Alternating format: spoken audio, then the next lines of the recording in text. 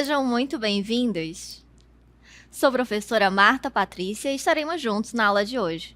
Vamos ver a aula 2? Aula 2, Objeto de Conhecimento, Apreciação do Patrimônio Artístico Amazônico e Global na Perspectiva Crítica Histórica. Detalhamento, a apropriação do patrimônio artístico nacional de diferentes tempos em âmbito nacional e sua diversidade. Formas de recepção das produções artísticas, museus, teatros, galerias e espaços de legitimação das manifestações artísticas, inclusive as virtuais. Vamos então à nossa aula de hoje.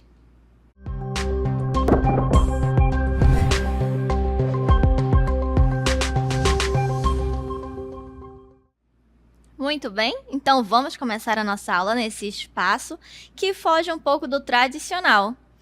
Isso mostra pra gente que podemos ter um olhar diferente para tudo ao nosso redor. E você, vê beleza nas coisas ao seu redor? Como é o seu lugar? Aqui eu estou num lugar em que eu consigo enxergar e perceber as cores, os detalhes. E que tipo de relação você tem com a região em que você vive? Conseguimos perceber que isso fala muito de nós também. E pensamos normalmente que patrimônio, nosso assunto de hoje, é algo do passado. Aquela memória que ficou guardada, que ficou de herança. Porém, patrimônio também é algo presente. É memória, mas também é aquilo que está acontecendo agora.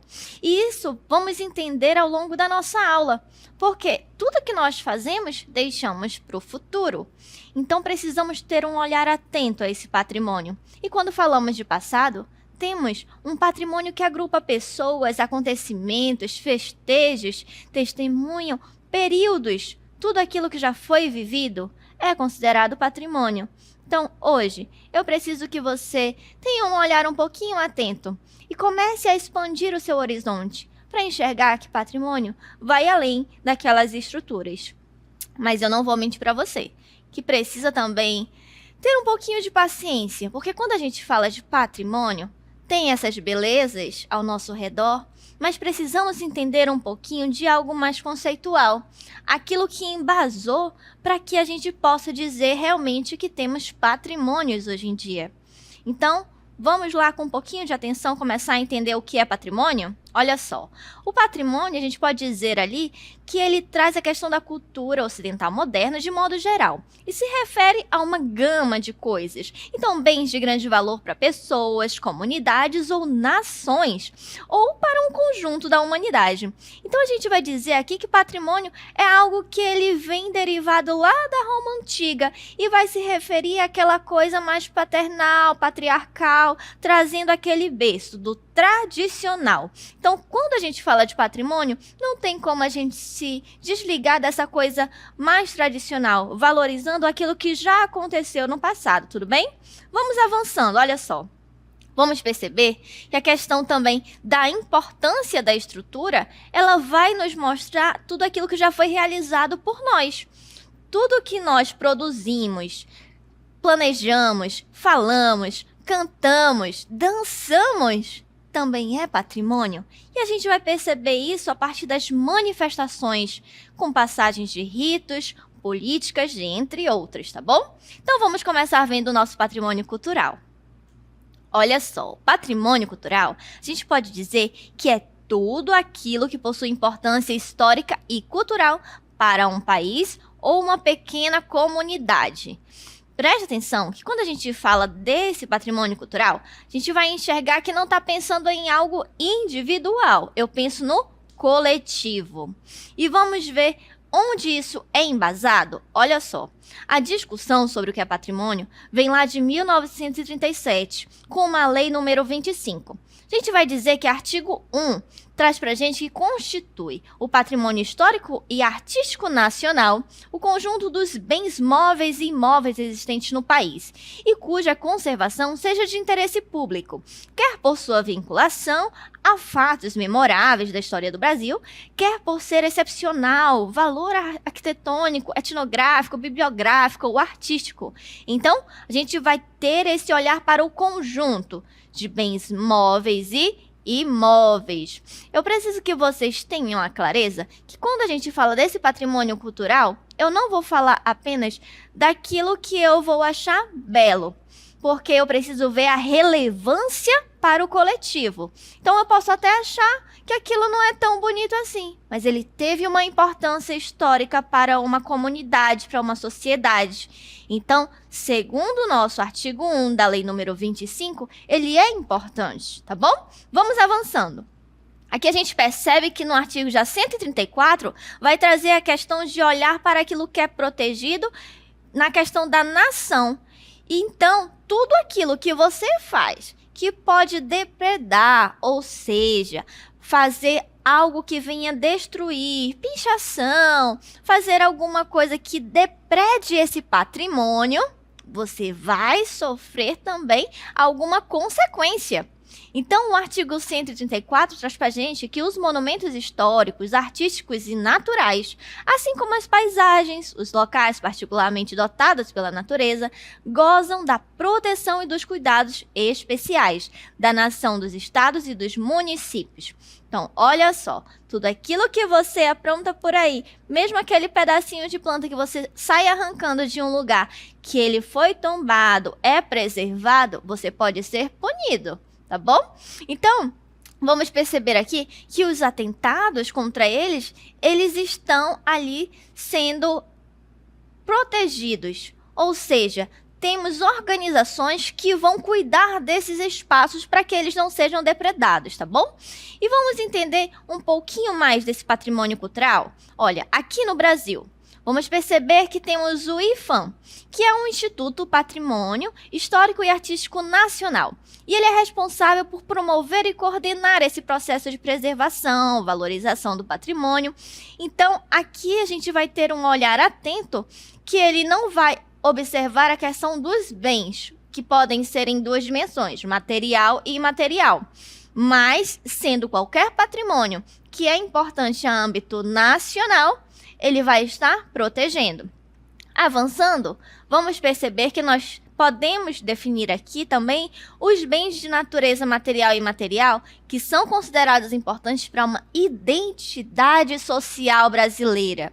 Ou seja, tudo aquilo que nós já vivenciamos, tudo aquilo que você produziu, que o seu avô, que a sua tia, que a sua mãe, ele ajudou a forjar, a construir a identidade da nossa sociedade. Pois é, precisamos ter cuidado com os nossos atos hoje, porque lá na frente vai virar parte da história. Então vamos avançar para o artigo 216 da Constituição Federal, que traz para a gente a questão das formas de expressão, os modos de criar, as criações científicas, artísticas e tecnológicas. Essas obras, objetos, documentos e edificações, eles também vão ser preservados, porque vão ser vistos como manifestações artístico-culturais. Olha que importante. Então, você não imaginou que até tudo que você faz aí no meio da tecnologia, aí no seu celular, no seu computador, também pode ser considerado como algo artístico-cultural. E ele pode ser, sim, tombado como um patrimônio. Hoje nós temos músicas que estão aí em plataformas, por exemplo. Elas chegam até você sem precisar, antigamente, ter passado pelo CD, pelo pendrive, ter que ser gravada em um disquete, que a gente chamava, né? Hoje em dia, rapidinho gravou ali, já está na plataforma, mas ele continua sendo um patrimônio, mesmo sendo acessível a todos. Vamos avançando. Ainda aqui no patrimônio cultural, vamos perceber que além dos conjuntos urbanos e sítios de valor histórico, paisagístico, artístico, arqueológico, paleontológico e oncológicos e científicos. Então, não vai ser algo apenas produzido por um artista, mas até aquilo que é produzido pela natureza, os fósseis, as plantas. Hoje temos também aí as pirâmides, esfinges. Tudo isso deve ser preservado. Então, um olhar não só para aquilo que a gente pode dizer que é construído por um artista vai ser considerado uma obra ou um patrimônio artístico, mas aquilo que tem um valor, lembra que a gente falou? Do coletivo, para a construção de uma comunidade ou sociedade que vai formar a identidade. Avançando agora, vamos começar a entender os pedacinhos disso. o patrimônio imaterial. Ele vai ser aqui os bens culturais e materiais que estão relacionados a esses saberes. Olha a importância para depois não confundir as coisas. Então, no patrimônio imaterial, eu vou olhar a questão das habilidades, das práticas, do modo de ser das pessoas. Lembra que eu falei ainda agora que toda ação que você faz hoje, ela vai ter uma consequência e ela vai ficar para a história? Isso daí pode ser considerado o quê? Um patrimônio imaterial.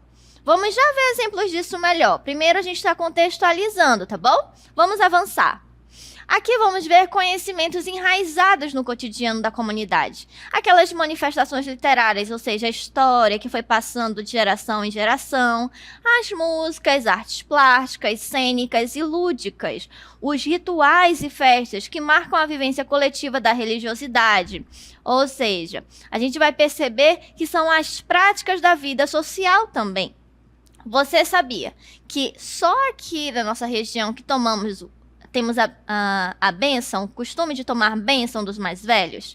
Então, quando você toma bênção, isso é um patrimônio imaterial que veio de geração em geração e que é algo nosso. Lembra que eu falei de forjar a identidade, nossa identidade brasileira?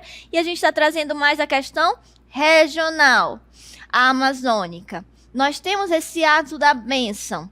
E isso não precisou ser alguém que disse, eu construí a bênção. Eu estou intitulando que a partir de agora todo mundo toma bênção. Não, nem se sabe como começou.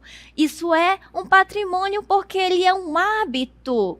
E é algo que foi sendo passado de geração em geração e hoje podemos dizer que faz parte da nossa sociedade e é algo da nossa identidade. Vamos avançar então. Aqui a gente vai perceber alguns exemplos, como o samba, característico nosso, aquele queijo mineiro, as festas de Nossa Senhora, a capoeira, o frevo, entre outras manifestações artísticas vão ser o quê? Patrimônio imaterial. Lembra do I na frente. E agora a gente vai ver o patrimônio material. Ele já vai ser formado por um conjunto de bens culturais classificados pelas naturezas arqueológico, paisagístico, etnográfico, histórico, belas artes e das artes aplicadas. Vamos destrinchar isso melhor? Olha só. Eu vou dizer que esses bens imóveis, porque eles também vão ser móveis, são núcleos urbanos, sítios arqueológicos, paisagísticos e bens individuais. Professora, tá parecendo igual? Não. Olha só, vamos ver que, lembra que eu falei que temos os bens imóveis e móveis? Então, os bens móveis, eles já vão ser o quê? Os bens móveis já vão ser a questão arquitetônica, arqueológica, e vai trazer pra gente os acervos musicológicos, documentais, bibliográficos, aqueles que ficam arquivados, fotográficos, cinematográficos. E aqui a gente vai ter alguns exemplos já estruturados. Lembra que eu comecei a aula num grafite maravilhoso lá no viaduto? Pois é, isso é um exemplo de patrimônio material também. Olha aqui, a gente tem o exemplo de Ouro Preto. Temos Olinda, São Luís, Corcovado, entre outros. Calma aí. A gente está enxergando aqui o patrimônio material e imaterial. Porém, no material, você precisa entender que a gente tem os bens imóveis e móveis. Onde nos bens imóveis, eles vão ser aqueles que vão ser mais sutis, como eu dei o exemplo ainda agora. E nos bens móveis já vão ser aqueles mais estruturados que ficam reservados. Então, vamos esclarecer que quando eu falo do patrimônio imaterial, é o tipo que é considerável intangível. Ou seja, as expressões, aquilo que eu não posso pegar, ele não é palpável. E o patrimônio material é aquilo que é palpável. Certinho? Então, vamos avançar. Percebendo, então, que aqui nós temos esse exemplo, que é de patrimônio imaterial. A gente viu ainda agora, certo? Então, mas qual é o conceito básico? Olha só, quando a gente fala o que é patrimônio imaterial, vamos perceber que é o tipo de patrimônio, como eu falei há pouco, considerado intangível, ou seja, eu não vou mensurar. Então, eu coloco ali as expressões, as manifestações, tudo aquilo que é construído. Possa ser de forma consciente ou inconsciente, mas tudo aquilo que a gente vai fazendo no nosso cotidiano. E assim eu vou forjando o patrimônio imaterial. Seguindo, nós vamos perceber aqui esse olhar para o patrimônio imaterial de outras formas também. Quando eu falo da questão da linguagem, por exemplo. Aqui a gente percebe que eu consigo trazer algumas expressões que vão ficando características de cada região. Então, se eu falo coisa, aquele negócio, algumas expressões, você já sabe de onde é. Ou os sotaques, né? Tchê, bah, como assim? Você já consegue identificar. Mas aqui a gente vai entender, então, aquele outro lado, voltado para o cultural, para o artístico das expressões e manifestações, tudo bem? Então, vamos ver agora o que é o patrimônio material? Olha só, eu estou aqui com uma imagem ao lado, que tem alguns lugares. Esses lugares, eles vão ser considerados patrimônios materiais. Consegue perceber que você olha e você já consegue identificar um pouco de onde é, mesmo que você não conheça, mas você já deve ter visto em uma novela, em um filme, em um seriado, coisas similares, certo? Porque são característicos. E esse a gente vai chamar de patrimônio material. Esses são tangíveis, ou seja, eu posso mensurar. E aqui ele já vai abranger os museus, os monumentos arquitetônicos, as igrejas, bibliotecas, entre outros espaços também, tá certo? Então vamos avançar e perceber que foi ali no meio da Constituição Federal de 88 que houve uma aproximação entre cultura e patrimônio. Nesse sentido, ali construindo a questão antropológica e política, incorporando uma visão para ter esse olhar para essas relações simbólicas e práticas. Com isso, a gente vai ver experiências diferenciadas dos grupos fundamentando as identidades sociais e culturais. Então, isso não surgiu do nada, foi percebido a relevância disso. E assim começou-se a ter esse olhar para as relações e para a memória que precisava ser preservada. Avançando, vamos perceber a visão incorporada da Constituição que começou a extrapolar esse entendimento somente daquele bem material. Então vamos começar a perceber que tem outras coisas também importantes. Então, desde então, essas dimensões menos tangíveis do patrimônio cultural ganham relevo, sendo também esses compreendidos como algo importante, desde os rituais e as manifestações culturais, os significados e identidades dos grupos sociais, como eu dei ainda agora o exemplo até mesmo da própria forma de falar, os sotaques e expressões. Hoje em dia, a gente tem até o nosso X-caboquinho aí também, que já é considerado algo nosso. Já entrou aí como um patrimônio gastronômico. Então, vamos agora ter um olhar para os nossos patrimônios culturais do Brasil? Vem comigo, que a gente tem aqui um instituto, que a gente falou ainda agora dele, que cuida de tudo isso, criado em 1937, para proteger e preservar. Afinal, a gente não pode depredar esse tipo de lugar. E para isso, ele começou a fazer a captação de alguns lugares. E trouxe aqui 14 patrimônios culturais da humanidade, que são tombados pela Unesco, uma outra instituição que também cuida desses patrimônios. E eu trouxe aqui para vocês verem um pouquinho desses patrimônios, olha só. Saem da festança pra nunca mais voltar aqui.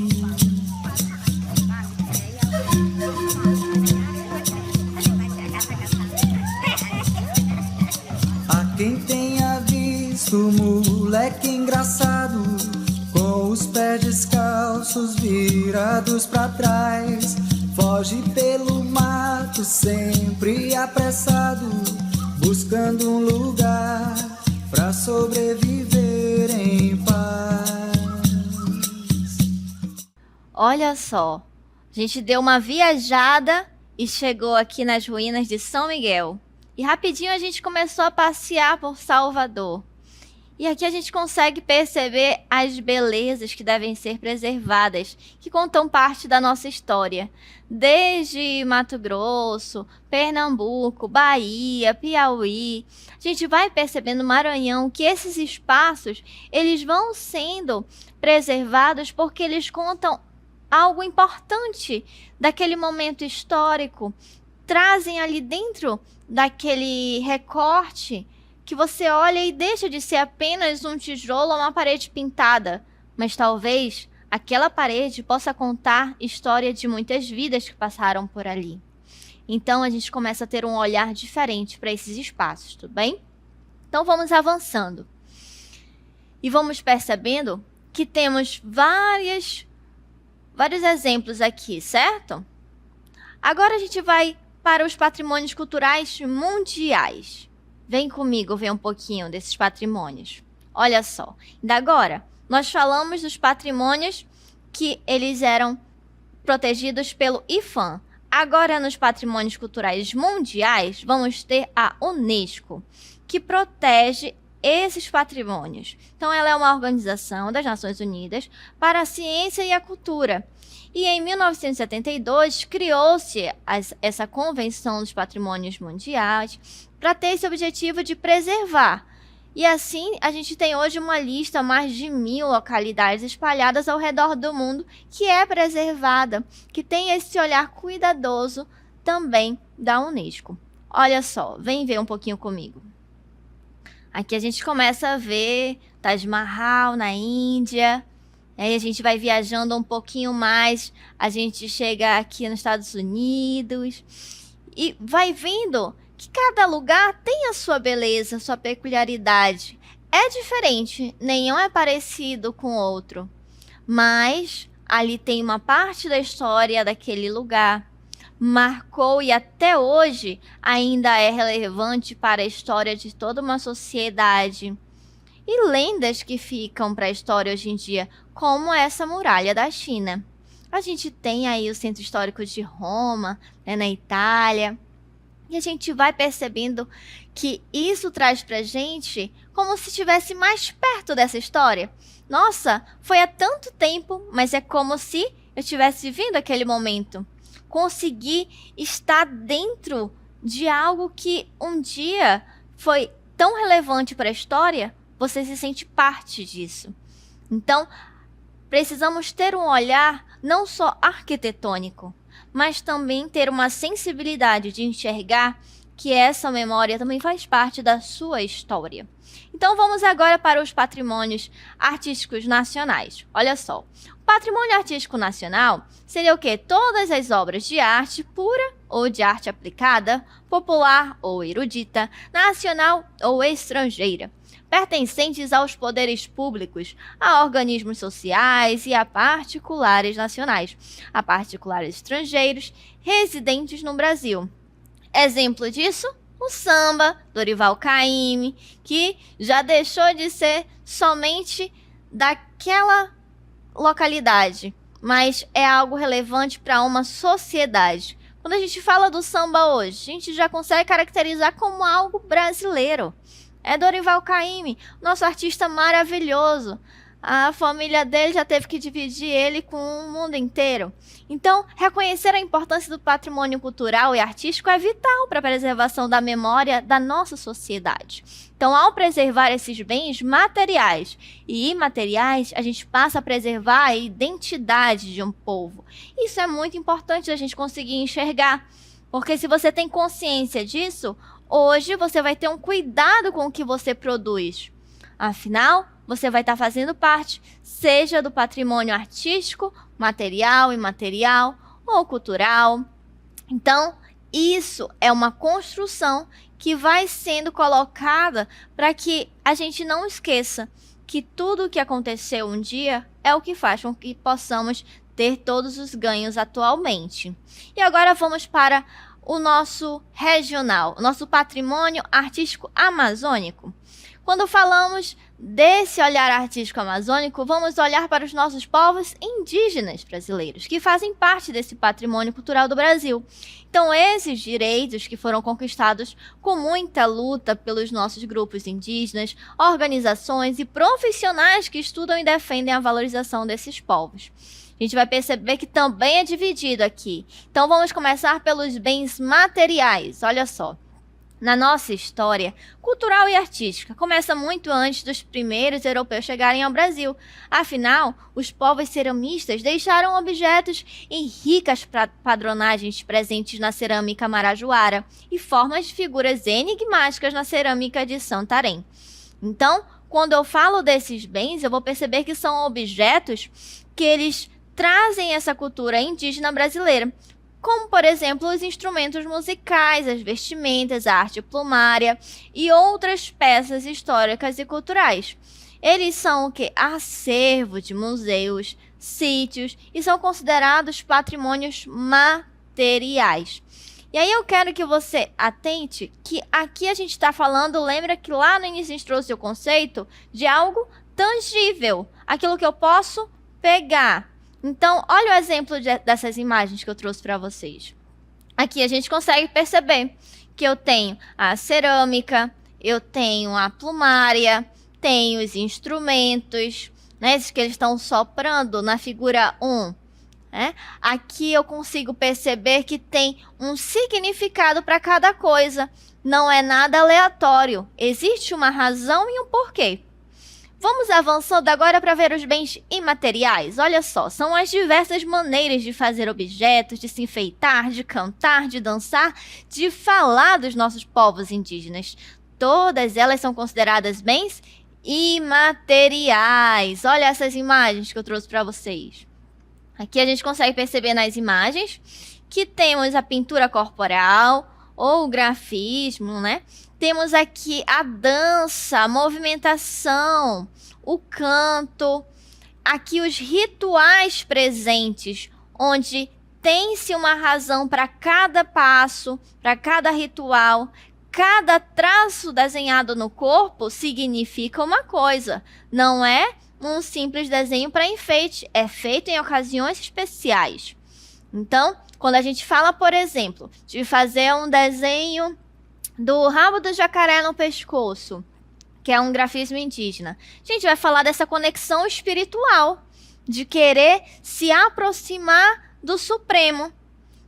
Então, respeitando que aqui nós temos as obras de arte típicas e as relíquias da história e de cada país que trazem ali algo relevante. Então, não constitui o seu patrimônio privado, e sim um patrimônio comum, que é relevante e importante para todos.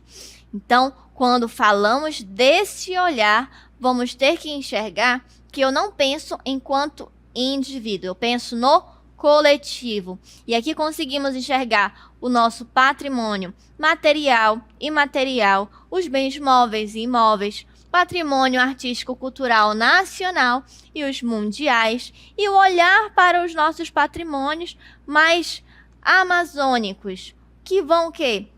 Forjar você. Ah, mas você não sabe porque tem esse costume, esse hábito. A gente acabou de ver a pintura corporal indígena, que é o grafismo. Isso reflete hoje na tatuagem. Você achou que a tatuagem era nova? Os nossos povos originários, nossos indígenas, já faziam isso há muito tempo.